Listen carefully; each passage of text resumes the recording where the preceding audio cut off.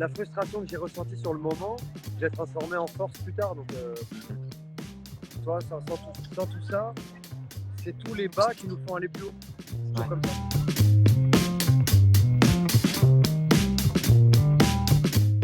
Qu'est-ce qui t'a poussé à venir à Toulouse? T'avais 15 ans, c'est ça, quand tu rejoins Toulouse? Ouais, 15 ans, je voulais faire du rugby plus tard. J'avais 12 ans, je me dis je vais faire du rugby parce qu'a priori ça peut être un métier. Mhm. Et en fait, on m'a dit qu'il y a un pôle espoir à Toulouse qui est un des meilleurs de France. Mhm. Donc mon père les contacte sur Toulouse pour savoir comment il fallait faire pour se présenter. Il y avait des détections. Donc les jours de détection, en fait, il y a des recruteurs du Stade Toulousain. Je passais d'Épinal dans les Vosges au Stade Toulousain. Voilà. Tu sais, quand tu fais du rugby, ça se passe bien, mais le problème, c'est que j'étais le petit gars des Vosges. J'étais le petit gars des Vosges qui était là, qui prenait la place de certains mecs qui étaient de la région. Donc, D'accord. Ouais, et puis, vu tout que les ça. enjeux pour certains étaient énormes, puisque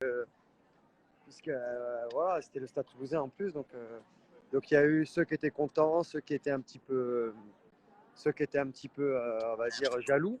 Mais dans l'ensemble, très bien. J'ai été accueilli par des gens exceptionnels, des parents de joueurs qui m'ont accueilli chez eux les week-ends et tout. Franchement, Mhm. c'était génial. Et puis 2 ans après, je me retrouve à faire un match amical en équipe 1 du Stade Toulousain. Puis, oui, tout à l'heure, je parlais de ton premier titre de champion de France en 2008. Ouais, mais je jouais pas, c'est pour ça aussi. Voilà, c'est À ça. Stade Toulousain, ça m'a pas réussi au niveau des finales. Ouais. Je joue la saison et la finale, je peux pas jouer. L'an Ouais. dernier, c'est l'épaule. La dernière fois, c'est que j'avais fait une dizaine ou quinzaine de matchs. Et en fait, je suis pris pour partir en tournée parce que Guinoves voulait pas me prendre sur la feuille de match. Bon, Mhm. ça, c'est des choix. Et donc, du coup, je l'ai pas vécu, on va dire, à 100%. Mais c'était quand même la récompense d'une superbe saison. Ouais. Une petite frustration quand même, ou le Non, fait d'être non, en j'ai équipe aucune de France, frustration parce que la frustration que j'ai ressentie sur le moment, je l'ai transformée en force plus tard. Donc, Mhm. tu vois, sans tout ça, c'est tous les bas qui nous font aller plus haut. C'est toujours Ouais. comme ça. Ouais. Donc non, je remercie même Guinoves de m'avoir fait endurer tout ça parce que c'est grâce à ça que j'ai vécu après cette carrière. Pas que c'était dur, c'est que c'était un peu Dieu le Père dans le club. Donc Mhm. il faisait la pluie et le beau temps et il s'amusait à faire ou défaire, quoi. Il peut te faire comme te défaire. Voilà. Et toi, du coup, tu l'as ressenti Moi, je plutôt suis parti au bon moment parce que vu que j'étais au milieu d'un conflit entre plusieurs coachs, voilà, c'est un peu ça le truc. Mhm. En gros, je passais à côté de certaines choses. Et pour moi, je méritais en tout cas qu'on me donne autant ma chance que ceux qui jouaient. Ouais, je jouais, mais tout était déjà écrit avant, quoi. Mhm. Donc en gros, il fallait que je me contente d'être un second couteau.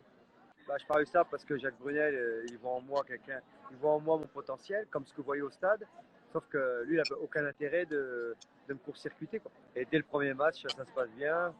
Je finis meilleur joueur de la saison. On est champion de France et tout va bien. Donc, Ouais. moi, je dis juste, sur le moment, je dis, je suis pas le meilleur joueur du monde, mais je voulais juste qu'on me donne la même chance que de Mhm. concurrencer ceux qui jouent en équipe de France. On fait 2 finales, on fait 2 finales de Mhm. Coupe d'Europe. Je suis performant tous les week-ends. La seule différence, seul problème, pardon, c'est que je jouais tellement à Perpignan que quand j'arrive en équipe de France, j'arrivais toujours dans les périodes où j'étais fatigué. C'est souvent en période d'hiver en équipe de France. Et Ouais. donc, du coup, c'est là où tu es le plus fragile. Et à chaque fois, je me faisais des petits pets d'une semaine ou deux. Mhm. Et du coup, je pouvais pas enchaîner autant que je pouvais. Alors qu'en club, ça se passait très bien, quoi. En 2012, tu pars à Toulon. Toulon, Et à Toulon, c'est 4 titres en 3 saisons. ouais, je pense, 7 ou 8 finales en 4 ans, quoi. Ouais. Est-ce que c'est l'apogée de ta carrière, Toulon? C'était la continuité. Par l'apogée, la continuité.